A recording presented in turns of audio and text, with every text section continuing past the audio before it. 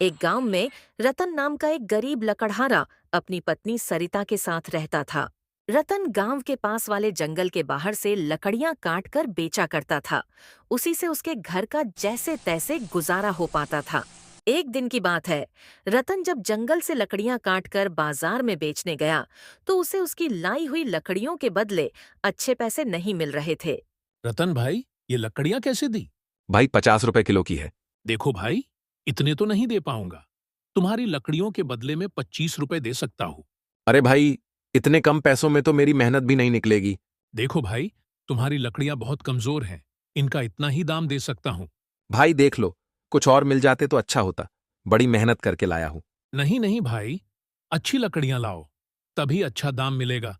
बोलो, दे रहे हो 25 में या मैं कहीं और से ले लूं? ग्राहक से यह सुनकर रतन काफी ज्यादा दुखी हुआ, परंतु उसके पास लकड़ियां बेचने के अलावा कोई और उपाय तो नहीं था, इसलिए वो मान गया। कुछ देर बाजार में लकड़ियां बेचने के बाद रतन कमाए हुए पैसे लेकर राशन की दुकान पर गया और वहां से सामान लेकर घर की ओर चल पड़ा। रतन को देख रतन की पत्नी सरिता ने उससे कहा। जी आप, मैंने जो कहा था वो सामान ले आए। हाँ सरिता, ले आया हूं। रतन ने सरिता से कह तो दिया था कि वो सामान ले आया है, पर सरिता ने जब सामान देखा तो सामान देखकर सरिता ने रतन से कहा। अरे जी, इसमें तो बहुत थोड़ा सा सामान है और कुछ कुछ काम की चीजें तो आप लाना ही भूल गए। अरे भाग्यवान, मुझे पता है, पर अब मैं तुम्हें क्या बताऊं। इतनी मेहनत करके मैं लकड़ियां काट कर लाता हूं, परंतु उनको बेचकर मुझे थोड़ी भी संतुष्टि नहीं होती है। आज भी मैंने जितनी लकड़ियां बेचनी थी सब बेच दी, परंतु उनसे जितने पैसे मिले थे उन पैसों में बस यही कुछ आ पाया। रतन की ये बात सुनकर सरिता उदास हो जाती है, पर रतन को दिलासा देने के लिए वो उससे कहती है। सुनिए जी, इस तरह हमारा गुजारा कैसे हो पाएगा? आपको तो पता ही है, हम लोग कितनी मुश्किलों से गुजारा करते हैं। हाँ, मुझे पता है सरिता, पर मैं क्या करूं? मुझे कुछ समझ नहीं आ रहा। इतनी मेहनत करता हूं, फिर भी मुझे मेरे मेहनत का फल नहीं मिल रहा है। आप परेशान क्यों हो रहे हो? आप लकड़ियां काटने के बजाय कोई और काम क्यों नहीं देख लेते? हाँ सरिता, मैंने भी कई बार दूसरे काम ढूंढने की कोशिश की है, पर किसी ने भी मुझे काम नहीं दिया। यह सुनकर सरिता भी काफी ज्यादा परेशान हो जाती है और फिर सरिता को परेशान देख रतन उससे कहता है। तुम परेशान मत हो भाग्यवान, रुको मैं फिर से जाता हूं और कुछ और लकड़ियां काट कर उन्हें बेच कर आता हूं। नहीं जी, नहीं, अब मत जाइए आप। अब आप कल चले जाना, वैसे भी शाम होने वाली है और कहीं ज्यादा रात हो गई लकड़ियां काटने में तो जंगल में परेशानी हो सकती है। ठीक है सरिता, अगर तुम कह रही हो तो मैं कल चला जाऊंगा। तो एक काम करो, तुम रात का खाना बनाओ, तब तक मैं मेरे मित्र से मिलकर आता हूं। सरिता से कहकर रतन गांव में रहने वाले अपने मित्र से मिलने निकल जाता है। रतन का मित्र श्याम भी उसकी तरह लकड़ियां काटा करता है और उसके परिवार का खर्च भी लकड़ियां बेचकर जो पैसे आते हैं उन्हीं से चलता है। और रतन भाई, क्या हाल चाल है? आज बड़े उदास दिख रहे हो। सब ठीक तो है? क्या बताऊं श्याम भाई, दिल बहुत भारी है। इतनी मेहनत करता हूं जंगल में, पसीना बहाता हूं, मगर जब लकड़ियां बेचने जाता हूं तो लोग 2 कौड़ी की कीमत लगाते हैं। आज भी सिर्फ 25 रुपये किलो मिले। घर का खर्च चलाना मुश्किल हो गया है। हाँ रतन, मैं भी यही सब झेल रहा हूँ। लकड़ियों की कीमत गिरती जा रही है और महंगाई बढ़ती जा रही है। अब तो यही डर लगता है कि कहीं बच्चों को भूखा न सोना पड़े। सही कह रहे हो भाई। सरिता भी बहुत परेशान हो जाती है। आज उसने कुछ सामान लाने कहा था, मैं अभागा, वो भी नहीं ला पाया उसके लिए। क्या करें, कोई और रास्ता भी तो नहीं सूझता। ऊपर से लकड़ियां बेचने जाओ तो सब कहते हैं अच्छी लकड़ियां लाओ। अब तुम ही बताओ, हम इतनी मेहनत करके लकड़ियां लाते हैं, वो क्या अच्छी नहीं है? अब उनको चाहिए मजबूत लकड़ियां। अब ऐसी लकड़ियों के लिए तो हमें जंगल के अंदर से लकड़ियां लानी पड़ेगी, और तुम तो जानते ही हो कि जंगल के अंदर तरह तरह के जंगली जानवर है। हाँ रतन भाई, जंगली जानवर तो होंगे, पर अब वही अच्छी लकड़ियां मिलेंगी। क्योंकि जहां से हम लकड़ियां लाते हैं, वैसे भी वहां के सारे पेड़ तो लगभग कट ही चुके हैं। और जो बचे कुचे हैं, उनको देख के लगता तो नहीं है कि उनकी अच्छी कीमत मिलेगी। श्याम की यह बात सुनकर रतन काफी ज्यादा परेशान हो जाता है, क्योंकि श्याम बिल्कुल ठीक कह रहा था। जहां से रतन सारी लकड़ियां काट कर लाता था, वहां के लगभग सारे पेड़ तो कट चुके थे। अब उसे जंगल के अंदर से ही लकड़ियां मिल सकती थीं। अगली सुबह रतन कुल्हाड़ी लेकर लकड़ियां काटने निकल जाता है, परंतु जब वो वहां पहुंचा तो उसने देखा कि सारे झाड़ तो कट चुके हैं। बस कुछ गिने चुने बचे हैं, पर वो उसके काम लायक नहीं थे। अरे, यहां तो अब पेड़ ही नहीं बचे हैं। मैं लकड़ियां कहां से काटूं? श्याम सच ही कह रहा था। अब तो जंगल के अंदर ही जाना पड़ेगा। लेकिन क्या जंगल के अंदर जाना सही रहेगा? वहां तो बहुत सारे जंगली जानवर होंगे जो काफी खतरनाक हो सकते हैं। रतन वहीं खड़े खड़े सोचने लगता है और फिर कुछ देर सोचने के बाद उसने कहा, अगर मैं आज जंगल के अंदर नहीं गया तो आज मैं अपने घर पैसे नहीं ले जा पाऊंगा, और अगर पैसे नहीं होंगे तो फिर घर का गुजारा कैसे होगा? यही सोचकर रतन जंगल के अंदर जाने की सोच लेता है और फिर कुछ देर चलते चलते वो जंगल के अंदर पहुंच जाता है। रतन जंगल के अंदर पहुंच तो गया था, परंतु जब उसने इधर उधर पेड़ देखे तो उसे वहां कोई भी अच्छा पेड़ दिखाई नहीं दिया। अरे, यहां पर भी कोई मजबूत पेड़ दिखाई नहीं दे रहा है जिससे मैं लकड़ियां काट कर ले जा सकूं। लगता है मुझे और अंदर जाना पड़ेगा। यही सोचकर रतन जंगल के और अंदर चला जाता है, परंतु जंगल के इतने अंदर आकर उसे डर भी लगने लगा था, क्योंकि यहाँ पर जंगली जानवर हो सकते थे। अभी वो कुछ दूर और चला ही था कि तभी उसे एक आवाज सुनाई देती है। बचाओ बचाओ, कोई तो मुझे बचाओ। किसी के चिल्लाने की आवाज को सुनकर रतन चौंक जाता है। अरे, इस भयानक जंगल में ये कौन बचाओ बचाओ चिल्ला रहा है? रतन बिना कुछ सोचे जिस जगह से चिल्लाने की आवाज आई थी, जंगल के उस हिस्से की तरफ चल पड़ता है। वहां पहुंचकर उसने देखा कि एक जाल में खरगोश फंसा हुआ था और वहीं खरगोश बचाने के लिए आवाज लगा रहा था। पहले तो रतन डर जाता है, पर फिर भी वो उस खरगोश के पास जाकर उससे कहता है, अरे, तुम तो एक खरगोश हो ना, तो तुम बोल कैसे सकते हो? और तुम्हें इस जाल में किसने कैद किया है? मैं तुम्हें सब कुछ विस्तार से बताऊंगा।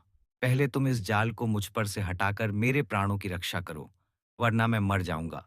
खरगोश को इस तरह जाल में बंद देखकर रतन को बुरा लगने लगा। इसलिए रतन ने उस खरगोश को उस जाल से आजाद कर दिया।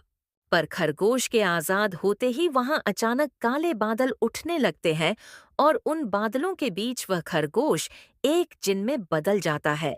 खरगोश को जिन बनते देखकर रतन बुरी तरह से डर जाता है।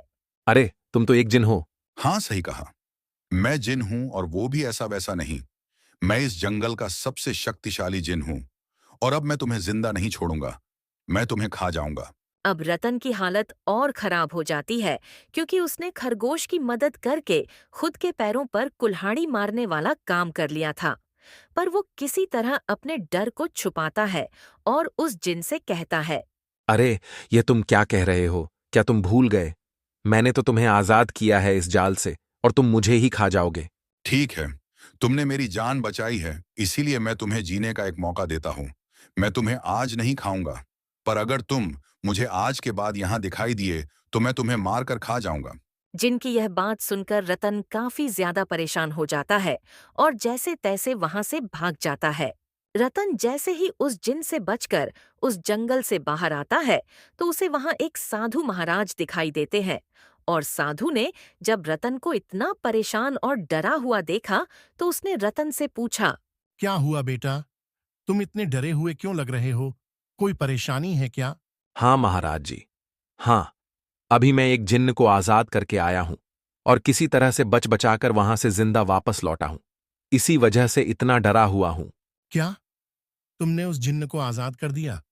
पर मैंने तो उसे खरगोश बना दिया था। साधु की बात को सुनकर रतन समझ जाता है कि इन्हीं ने उस राक्षस को कैद किया था। इसलिए रतन ने साधु महाराज को जंगल में घटी सारी बात बताई, जिसे सुनकर साधु ने रतन से कहा, बेटा, यह तो तुमने अनर्थ कर दिया है। उस जिन्न ने जंगल में कई दिनों से उत्पाद मचा रखा था, इसलिए मैंने उसे खरगोश बनाकर कैद कर दिया था, ताकि जंगल में फिर से शांति आ जाए। हे भगवान, अब मैं क्या करूं? मुझसे तो बहुत बड़ी भूल हो गई है। बाबा, अब आप मेरी मदद कीजिए। मुझसे जो गलती हुई है वो जाने अनजाने में हुई है। बेटा, तुम चिंता मत करो, उसे दोबारा फिर से कैद किया जा सकता है। यह कहकर साधु महाराज ने रतन को भभूति दी और उससे कहा, बेटा, यह लो भभूति। अगर कहीं मुझसे पहले वह तुम्हें दिखाई दे जाए तो तुम इस भभूति का इस्तेमाल कर लेना। अगर तुमने इसे उसे खिला दिया तो वह तुम्हारे वश में हो जाएगा, और यदि इस भभूति को उस राक्षस पर डाल दिया तो वह फिर से खरगोश बन जाएगा। लेकिन ध्यान रखना, इसे खाने से वह अधिक समय तक तुम्हारे वश में नहीं रहेगा। इसलिए जैसे ही मौका मिले यह भभूति उसके ऊपर फेंक देना। साधु बाबा की यह बात सुनकर रत्न काफी ज्यादा खुश हुआ, क्योंकि उसे पता था आज नहीं तो कल उसे लकड़ियां काटने इस जंगल में आना ही होगा, और अगर उस समय यदि वो जिन्न उसके सामने आ जाएगा तो यह भभूति उसके बहुत काम आएगी। फिर क्या था, साधु बाबा से भभूति लेकर रतन अपने घर आ गया। अगले दिन सुबह होते ही रतन ने अपने हौसले को समेटा और हाथ में कुल्हाड़ी और साधु महाराज की दी हुई भभूति लेकर फिर से जंगल की ओर चल पड़ा। उसे अब डर तो था, लेकिन अब उसके पास उम्मीद भी थी। उम्मीद उस भभूति की जो शायद इस बार उसे बचा सकती थी। अभी रतन जंगल में गया ही था कि वहां वो जिन्न फिर से उसके सामने आ जाता है। तू आज फिर यहाँ आया। मैंने मना किया था ना कि यहाँ मत आना। हाँ, मुझे याद है तुमने मुझे मना किया था यहाँ आने से, पर मैं क्या करूं? ये पापी पेट और परिवार की भूख मुझे चैन से बैठने नहीं देती। मुझे कुछ अच्छी और मजबूत लकड़ियां चाहिए जो सिर्फ इस जंगल के भीतर ही मिलती हैं। लकड़ियां काटनी है? पर कैसे काटोगे? क्या तुम्हें दिखाई नहीं देता? यहाँ तो बहुत बड़े बड़े पेड़ हैं जिनकी जड़ें सदियों पुरानी हैं। उन्हें काटना तुम्हारे इंसानी हाथों के बस की बात नहीं। हाँ, ये तो मुझे भी पता है, इसलिए जरा तुम मेरी कुल्हाड़ी पकड़ लो। रतन की ये बात सुनकर जिन्न ने उससे गुस्से में कहा, अरे क्यों? मैं क्यों पकड़ूं तुम्हारी कुल्हाड़ी? लगता है तुम भूल गए हो, मैंने कल तुम्हें बचाया था, तो क्या तुम मेरा इतना सा काम नहीं कर सकते हो? रतन की ये बात सुनकर जिन्न कुछ देर सोचने लग जाता है और फिर रतन से कहता है, ठीक है, कल तुमने मेरी जान बचाई थी, इसलिए मैं तुम्हारी मदद कर देता हूँ। लाओ तुम्हारी कुल्हाड़ी मुझे दो। जिन्न ने जैसे ही रतन की कुल्हाड़ी अपने हाथ में ली, उसे ये काफी हल्की लगी। तुम इस कुल्हाड़ी से लकड़ियां काटते हो? ये तो काफी हल्की है। ये तुम्हारे लिए हल्की है क्योंकि तुम इतने शक्तिशाली हो। क्यों ना तुम मुझे अपनी शक्ति का प्रदर्शन करके दिखा दो एक बार। यह सुनकर जिन्न को काफी ज्यादा गुस्सा आया, पर कल की बात सुनकर जिन्न ने रतन के लिए फटाफट से 4-5 पेड़ काट दिए और उससे कहा, लो तुम्हारे पेड़ काट दिए हैं, अब ठीक है ना? हाँ ठीक है, पर क्या तुम इन्हें मेरे घर तक पहुंचा सकते हो? क्योंकि तुमने तो 4-5 पेड़ काट दिए, मैं कैसे ले जाऊंगा? तुमने क्या मुझे अपना नौकर समझ रखा है जो सारा काम मुझसे करवा रहे हो? अरे नहीं नहीं, नौकर नहीं, आप तो हमारे राजा की तरह है, क्योंकि आपके इतना शक्तिशाली तो मैंने आज तक किसी को नहीं देखा। अगर आप मेरी मदद करोगे तो आपका नाम होगा। रतन की चिकनी चुपड़ी बातों में आकर जिन्न भी उसकी मदद करने तैयार हो जाता है और लकड़ियां लेकर रतन के साथ चल पड़ता है। चलते चलते कुछ देर में जिन्न रतन के साथ रतन के घर पहुंच जाता है, पर जब उसकी पत्नी ने जिन्न को देखा तो वह बुरी तरह से घबरा गई और बोली, अजी ये तो जिन्न है, आप कहाँ इसके साथ घूम रहे हो? मुझे पता है भाग्यवान, पर तुम डरो मत, ये मेरी मदद करने यहां तक आया है। इसके बाद जिन्न ने रतन से कहा, अच्छा, तो मैं जाता हूँ, पर याद रखना कल दिखाई मत देना जंगल में, वरना अब मैं तुम्हें नहीं छोड़ूंगा। इतना कहकर जिन्न वहां से गायब हो जाता है। और उस जिन्न के जाने के बाद सरिता ने अपने पति रतन से पूछा, सुनिए जी, ये जिन्न कहाँ से आ गया? और आप इसके साथ? मुझे तो कुछ भी समझ में नहीं आ रहा है। वो जिन्न आपकी लकड़ियां क्यों लेकर आया? कुछ बोलिए जी। देखो भाग्यवान, तुम परेशान मत हो, वो जिन्न हमें कुछ नहीं करेगा। उसकी मैंने कल मदद की थी, इसीलिए वो आज मेरी मदद कर रहा था। ऐसे कैसे जी? जिन्न आपकी मदद कर रहा है? वो तो मुझे बहुत ही खतरनाक दिखाई दे रहा था। और आपने देखा नहीं, वह जाते वक्त कितना गुस्से में था और उसने आपसे क्या कहा? हाँ सरिता, मुझे पता है, पर तुम परेशान मत हो, मुझे कुछ नहीं होगा। चलो, मैं लकड़ियों को बाजार में बेचकर आता हूं। आज से हम लोग अमीर हो जाएंगे। क्या अमीर हो जाएंगे? पर कैसे जी? अरे क्योंकि अब रोजाना यही जिन्न लकड़ियां काट कर लाया करेगा, और वो जो लकड़ियां काट कर ला रहा है वो बहुत मजबूत है और उनकी बाजार में बहुत अच्छी कीमत मिलेगी। जिन्न लकड़ियां काट कर लाएगा? मुझे तो यकीन ही नहीं हो रहा है। आप ये सब क्या बहकी बहकी बातें कर रहे हैं? तुम रहने दो सरिता, तुम आराम करो, मैं चला बाजार लकड़ियां बेचने। इसके बाद रतन ने लकड़ियां उठाईं और बाजार की ओर चल पड़ा। आज उसकी लकड़ियां कुछ ही देर में बिक जाती हैं और आज उसे उन लकड़ियों के बदले काफी अच्छे पैसे मिले, जिससे वह घर का सारा राशन ले आया। इतने सारे राशन को देखकर सरिता काफी ज्यादा खुश हुई, क्योंकि आज पहली बार घर में इतना सारा राशन आया था। सच कह रही हूँ। आज मैं बहुत खुश हूँ जी, क्योंकि आज आप तो पूरे महीने का राशन एक ही बार में ले आए हो।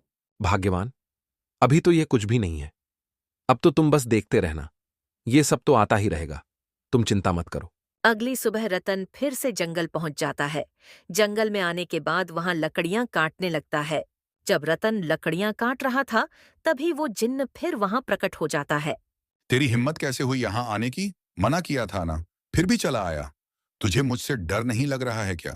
अरे, वह तो मैं आपको धन्यवाद कहने के लिए आया था। कल आपने जो लकड़ियां काट कर दी थीं, उन्हें बेचकर मुझे बहुत मुनाफा हुआ था, तो सोचा आपको धन्यवाद कराता हूं। मुझे तेरे धन्यवाद की जरूरत नहीं है। मेरे तरफ से धन्यवाद नहीं स्वीकार कर सकते हो तो कम से कम मेरी पत्नी ने जो आपके लिए भोजन भेजा है उसे तो ग्रहण कर लो। नहीं, मैं सिर्फ मांस खाता हूँ, न कि ये घास फूस वाला खाना। हाँ, मैंने उसे यही बताया था कि आप मांस खाते हो, पर उसने कहा है कि अगर आप ये खाना खाओगे तो आपको ताकत मिलेगी। और वैसे मेरी पत्नी के हाथ में जादू है, उसके हाथ का खाना बहुत लाजवाब होता है। अच्छा, ऐसी बात है। ठीक है, लाओ मैं खा लेता हूँ। यह सुनकर जिन्न ने खाना खा लिया, पर रतन ने उसे जो खाना खिलाया उसमें उसने साधु बाबा की भभूति मिला दी थी, और उस भभूति को खाने के कारण जिन्न अब रतन के वश में हो गया था। और जब रतन को लगा कि जिन्न उसके वश में हो चुका है, तो उसने उससे कहा, चलो, अब जल्दी जल्दी लकड़ियां काटकर मेरे घर पर ले चलो।